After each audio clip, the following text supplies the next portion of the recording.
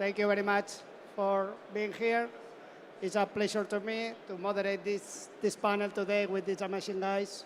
So, talking about the Sportstech 2030 and all the knowledge that they have. So, first of all, I would like to start with a brief introduction of each one. So, Bernardo, if you want to start. Yes. Good morning, everyone.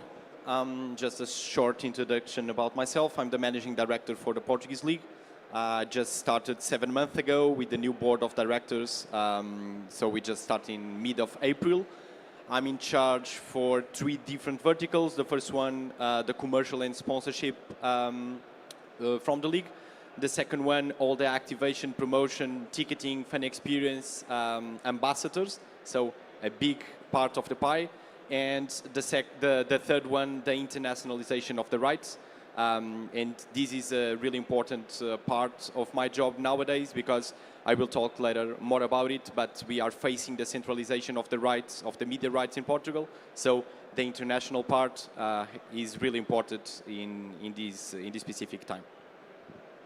Thank you, Bernardo. So we are going to go on with David from FootAR. Yeah, good morning all. Thanks, I'm happy to be here, and I'm happy to share the stage with great individuals like you.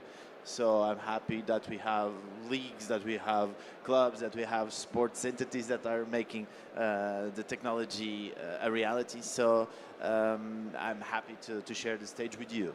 I'm David Olim, so we have this opportunity of changing sports from a fan perspective, and since I've been a fan of sports since I was like a 3-year-old, I'm happy to start redefining how we actually interact with sports. That's when our company actually took place and started creating immersive realities and experiences, meaningful experiences for the fans. So that's where we started, and we wanted to really make the engagement out of the experience of the user. We are now partnering with different entities, so we are happy to share what we are building, and happy to be here from a perspective of a startup that is an exciting space to operate within this immense world that is the sports. Fantastic. Jan, good morning. It's your turn. Good morning, everybody. Thank you for sharing the stage with you guys. My name is Jan Peters. I'm a managing partner of BPTC. We work with clubs and federations around the world, very much focused on the performance and the football operations side, grassroots, academy, player, talent development. We support academy directors and sporting directors.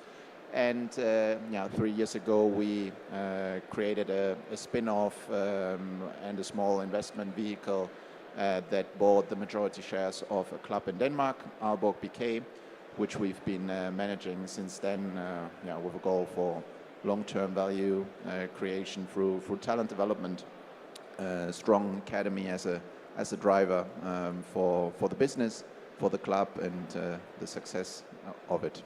So looking forward to our conversation here. Fantastic. And to the end, this round of presentations, Nuno from Urban Zoo, please. Thank you, Miguel. Hello, everybody. Hello, my dear colleagues of panel. So basically, I'm Nuno. I'm Business Development Director at the Urban Zoo.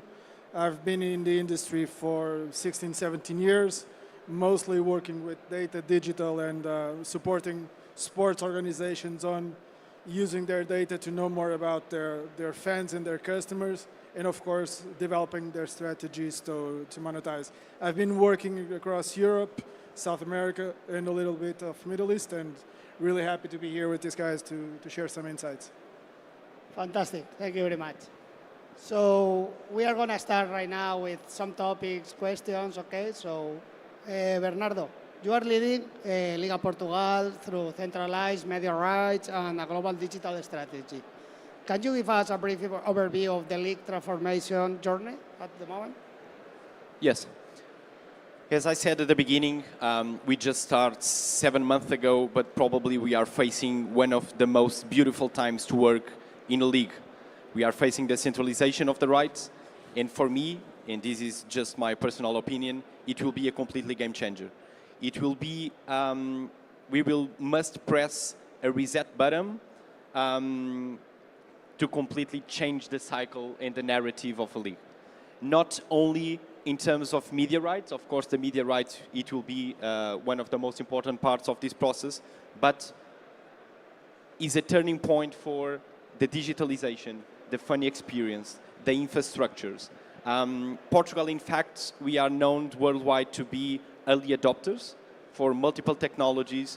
We have, we was one of the first countries with mobile payments, with Uber in transports, and in football we are completely stuck in terms of technology. Of course, in Portugal we have the big three, Benfica, Porto and Sporting, that have, of course, a good level of technology, but if we look to the rest of the competition, it's completely stuck.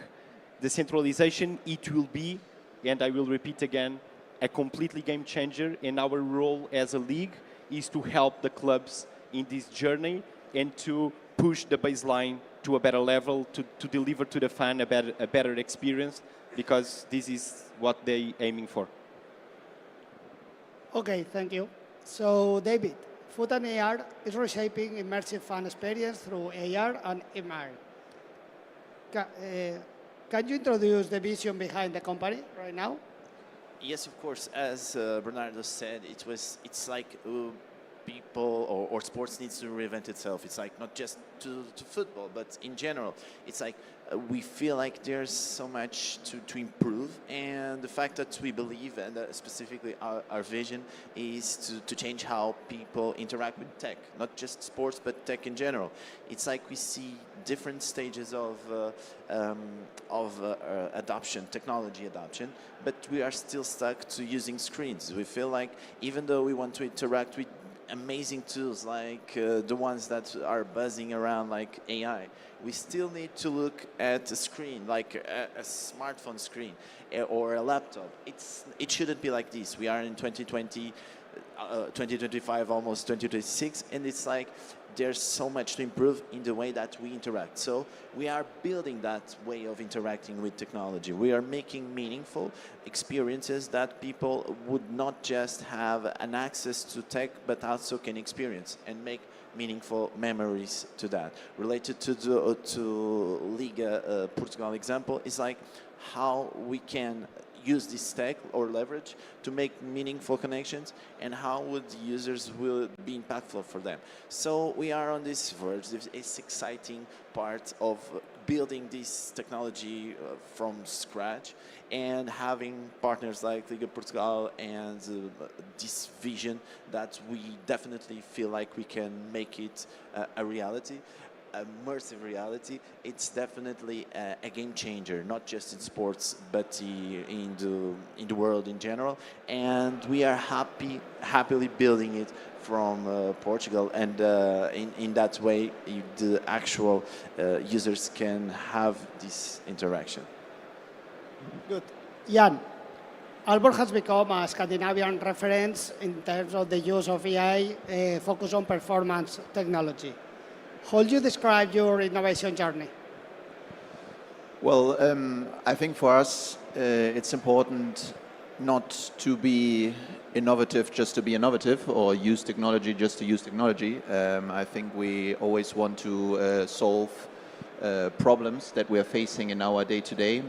It's obviously very complex, especially in performance and player development, where a huge focus of our strategy lies on. So what we want to do is overall to increase the speed, improve our decision quality, and actually try to adapt technologies that help solving our problems. That could be completely different problems that other clubs have. But I think that's one of the key principles for us. And obviously for us it was very important to create some kind of curiosity and openness within the organization. Doesn't make sense to just come in as an investment vehicle or a new ownership group and say this is how we have to do it. ultimately we have great people in the club working with us and for us, and that's why we try to create an understanding and a culture for it, and kind of bring everyone on board, and then see kind of who are the ones who stick out the most and who you can give more responsibility on adapting technology. And that's what we're trying to do. We very much focused on physical performance. We're very much focused on medical and injury prevention. Happy to share some more examples later. Obviously scouting, recruitment, and also match analysis and training methodology. Those are the things where we're trying to gain a competitive edge towards our competitors. For sure. Okay, and Nuno, you have worked around Europe, Latin, Middle East, driving the digital transformation for clubs, federations, and leagues, okay? So what has shaped your global perspective on Sportstech? Mainly that we don't have a technology problem. We have a cultural problem, a vision problem inside of most of the sports organizations. We have very good examples here around the World Football Summit that don't have that problem. Liga Portugal is one of that, and Alborg are also one of them. We see here a lot of clubs that have that vision and that have the need and the desire and the ambition to use technology for their purpose. So definitely, it's not about the technology that you use. It's all the data that you have. It's about what you do with it. So data or the digital platforms are living environments. So they need to be treated. They need to be cared. So I usually say to the students where I have the pleasure to give some classes, you need 4 things for your team or for your club or for your league to work. It's data, it's content, it's a strategy, and the tools. So all of them exist there. If you have it, it will work. So it's not a technology problem. It's a vision and cultural issue. Fantastic. So Bernardo, if we talk about the Portugal media rights centralization, okay? In your opinion, what role you think technology provide you in terms of bringing fans and clubs and partners? As I said at the beginning, technology for me is one of the most important pieces of the puzzle. I will try to divide the answer in 3. Personalization, data, digital data, and content. And last but not the least, anti-piracy. I will start for the last one. Anti-piracy, I think it's auto-explanatory. It's a huge problem globally. In Portugal, in fact, we have one of the highest percentage of piracy in terms of media rights. And the technology, it will be the only salvation for this huge problem. So I put this probably in the top one of these 3 verticals. The personalization, in fact, if you think about all of the rest of the market, not looking only for the football, the fan nowadays aim to have the full control of everything. Netflix, for example, we only see what we want. And in football, I will use an expression in Spanish, is tala única, que is one product that fits for all. And nowadays, the fan doesn't want that. The fan want to choose what they want to see, where, and with the most information as possible, a second screen most of the times, in the stadium with a lot of digital activation. So this personalization is mandatory. I will give a quick example. We signed a deal for the letters and the numbers on the shirts of the clubs in Liga Portugal with Every Dennison, and they has the possibility with the mobile phone, if you touch a letter or a badge in the shirt, you unblock a digital moment, a digital highlight, or a digital video from a player. So this kind of innovative technology that we already bring to the Portuguese league, I think is the future. In terms of content, and I will briefly explain our strategy. We hire a chief content officer to our board of the league in a way to see the content creation with the clubs and with the players to the next level, comparing to Drive to Survive in Formula One and so on. We really believe this kind of content which will be the future, always thinking digital first. Okay, and all these kind of ideas is being managed directly per La Liga, per the Portuguese League. Yes, yes. Fantastic. Okay, David, how will immersive technologies can transform club business models and the way fans consume football? Before answering that, just let me add to Liga Portugal vision on this.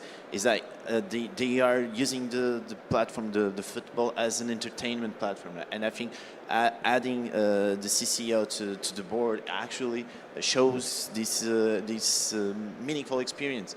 The way they personalize the content is really valuable and feels like younger generations are already connecting based on that. They are selling stories. They are actually making sure that not just another video is being uploaded or getting out there. They are telling the stories from behind who are on the back seat. So that's very helpful, and I've seen many examples of people that are really into this kind of content related to Formula One. That's one of those, but I feel like Liga Portugal is starting to see that as a valuable asset. So not just showing a game and telling the story behind, before and after. And that's kind of the bridge of what I want to do, is briefly explaining what FootAR is doing, because we are creating these digital realms, this digital parallel virtual world, which basically translates what's happening in real life, but to actual, to digital events. So people can be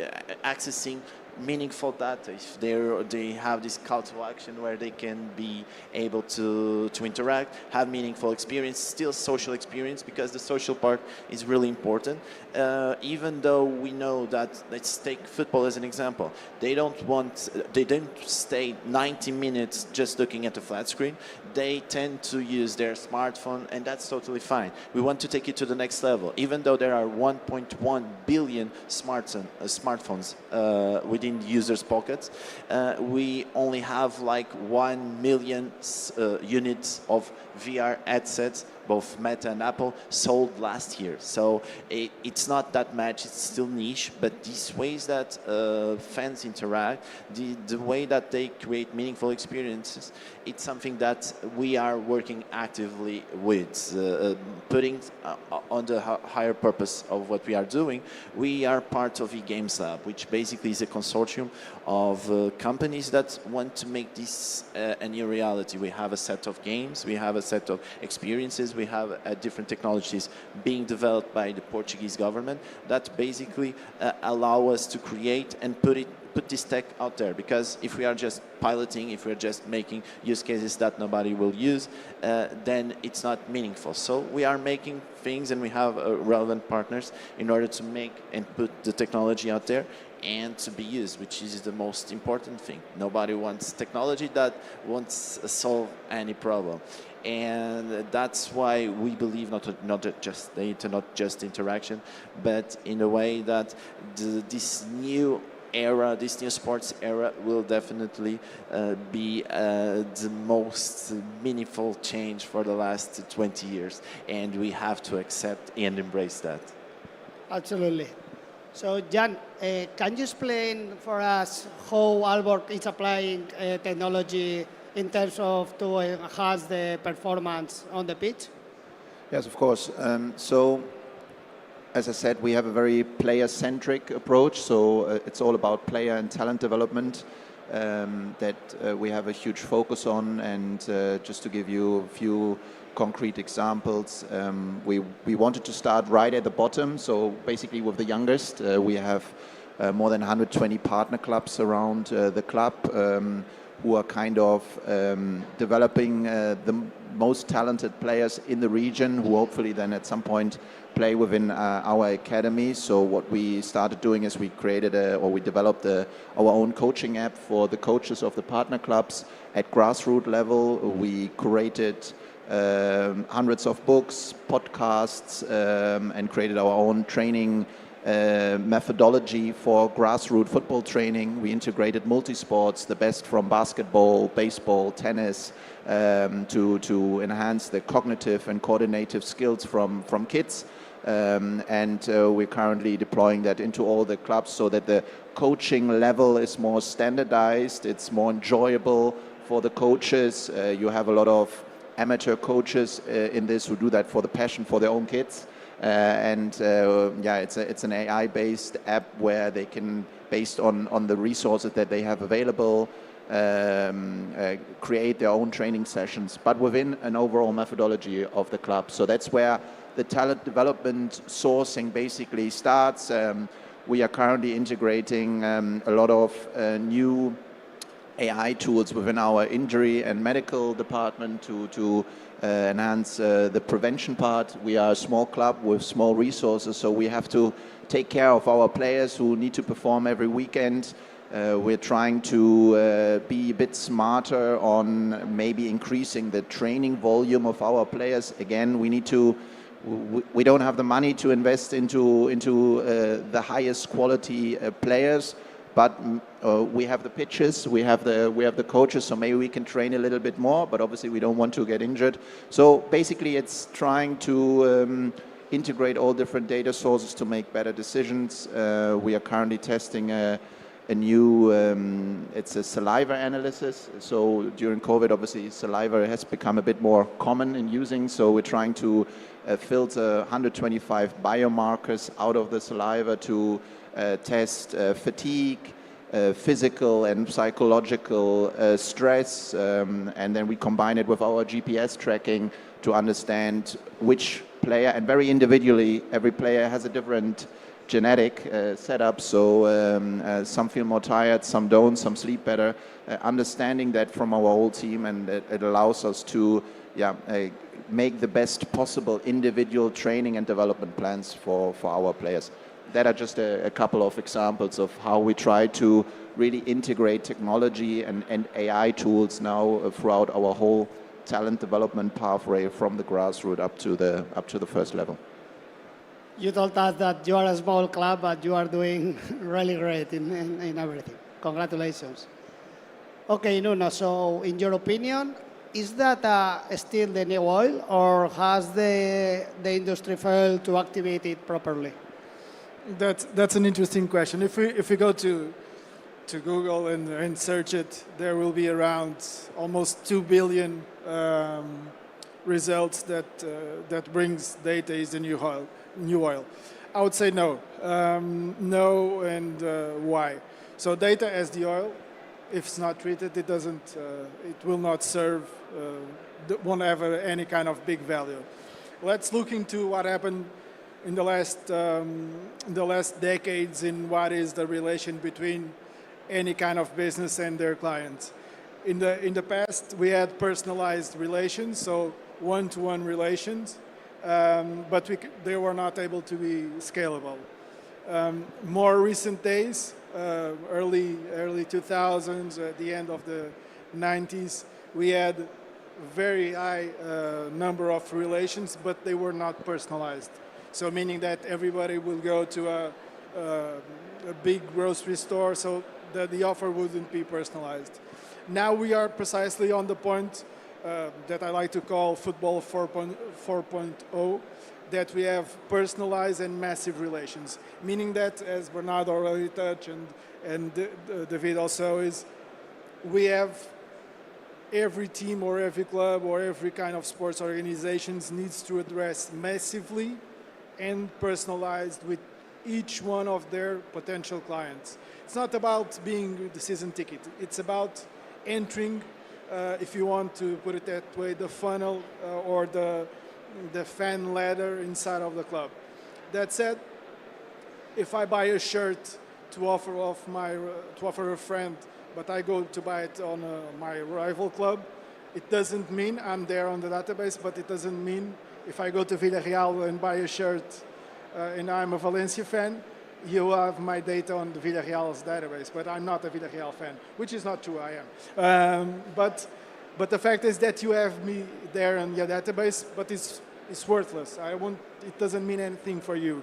So we need to take care of that data.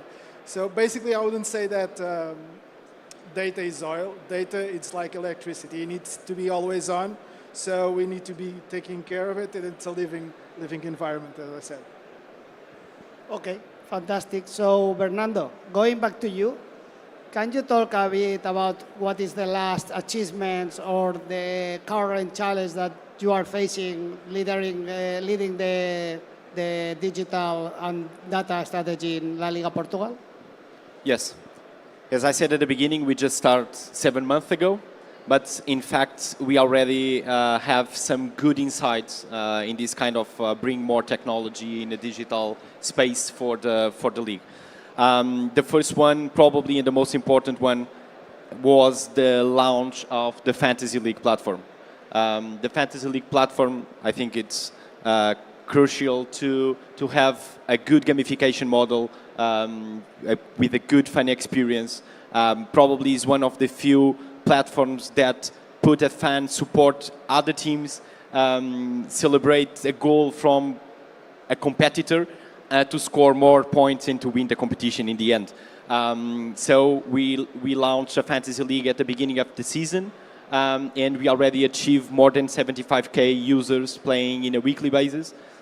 So for the Portugal dimension, it's a really good number for a first season of Fantasy League in Portugal, because the last season it was three years ago. So this is probably one of the most important launch that we made in this first 7 months. But as I said before, all the content strategy from Liga TV is also to highlight, because we are in a weekly basis having new content through the digital with players' interviews, coaches, with all the clubs from the first division and the second division of the Portugal League. So I think it's a good improvement from the path. And last, the personalization that I already covered before. I think it's this kind of new technology. For example, the FootAR partnership, the next Final Four competition, the Allianz Cup in January, we will have LED for worldwide. So with AI technology embraced. So this kind of new tech, as I said at the beginning, Portugal is used to be early adopters, but for us, these kind of things, Fantasy League probably is in all European clubs and worldwide, but we just now launch our Fantasy League, so we need to accelerate. But usually Portugal is really fast, so I'm really excited to see the future. Fantastic. So David, regarding immersive fan experience, what do you think is the main barriers the fans need to adopt to use this kind of technology? Regarding immersive realities in general, depend a lot on the hardware. So specifically how we interact with the tech, we depend on major hardware providers like Apple, Meta, Samsung. They are the ones driving the change within this road. So they are putting products out there on a continuous basis. If I may, I will share my honest opinion. Even though we have a stand over there and you would be able to test Apple Vision Pro, which is a 3.5K headset, awesome experience. It's a bit futuristic, and it takes, if you put like glasses over your eyes, you're still lacking human interaction. So I believe strongly that it's the middle between regular glasses and that kind of tech. And fortunately, companies like Meta are already achieving that. Last month, Meta sent to the market their latest product, Meta Ray-Ban display. I'm not sure if you had a chance to try it, but basically they are regular Meta Ray-Ban glasses with the hyper personalization. Not only have Wi-Fi, but also has a display. So this changes a lot. It's like I'm Portuguese, so I'm Saudi Arabia. I don't know the local language, so it enables me to have a fluent conversation because it's basically having subtitles as we speak. So this is the kind of tech that we can adapt on a regular basis, but still enhancing what we do on a day-to-day. So I think that's the main barrier, is like having this hardware that is accessible for all. Again, talking about the price tag. The futuristic headset from Apple costs around 3.5K US dollars, which is a lot for most of users. Even though they sold 400K units since launch.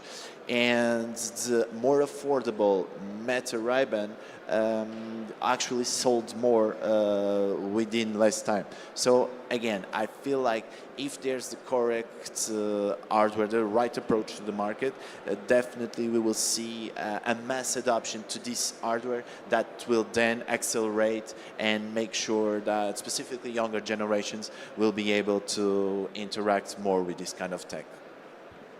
Okay, so Ian, in your case, what were the biggest barriers when integrating EA and data lead processes in training, coaches, and medical workflows? Well, I think I agree with what Nuno says. I don't think it's a technology issue. It's a cultural issue. Look at all the great technology providers that are out here and that are generally in the market.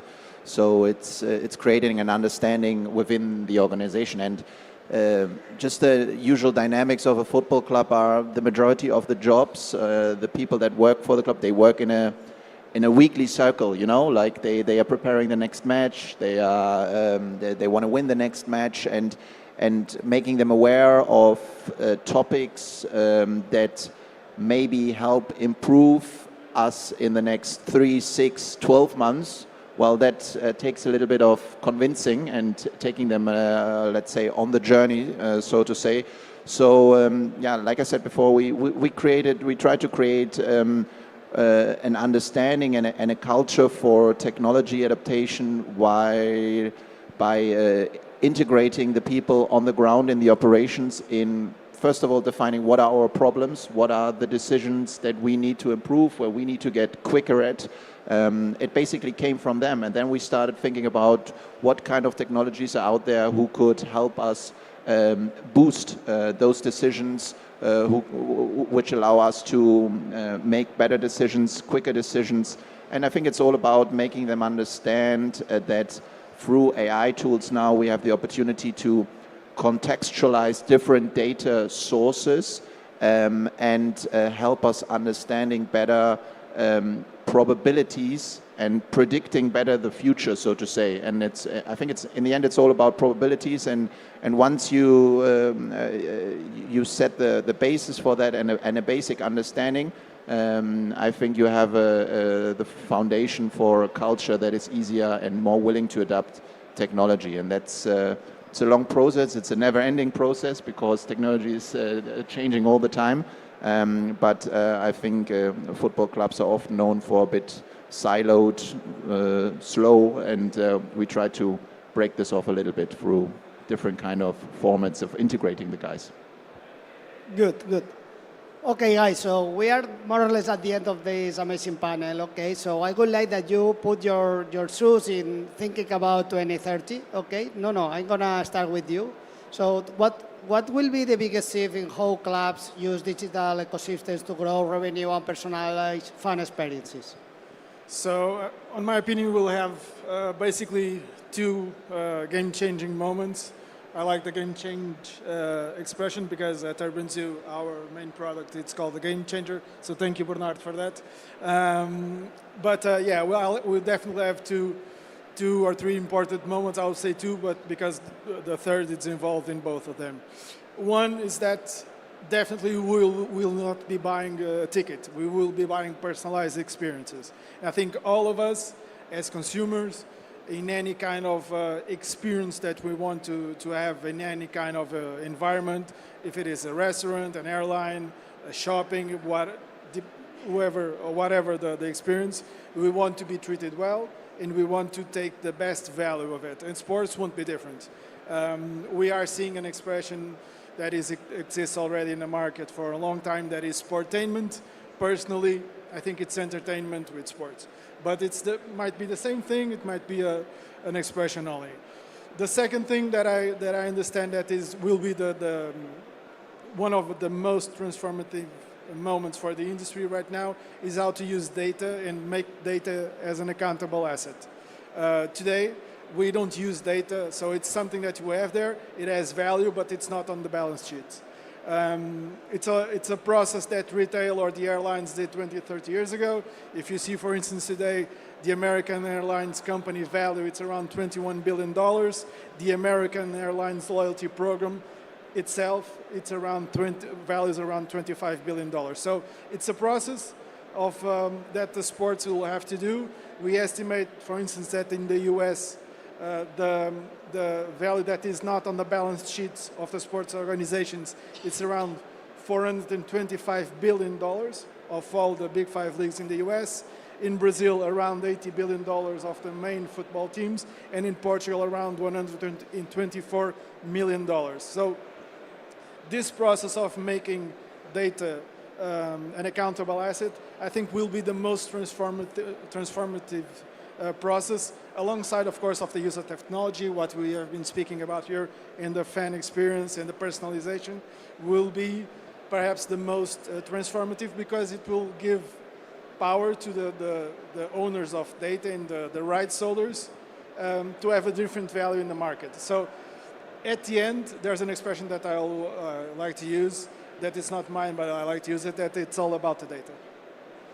Fantastic. So, Bernardo, in your case, by 2030, where do you see La Liga Portugal in terms of digital maturity, fan experience, and international expansion? We are running out of time, so I will be super fast. Some studies say that in the near future, 70% of the total revenue stream from a league, it will be digital. So, in a nutshell, the future belongs to the league that move faster. And our goal as a Portuguese league is to be the #1 league worldwide, the more digital one. We are known to be to export the best players worldwide, the best coaches worldwide.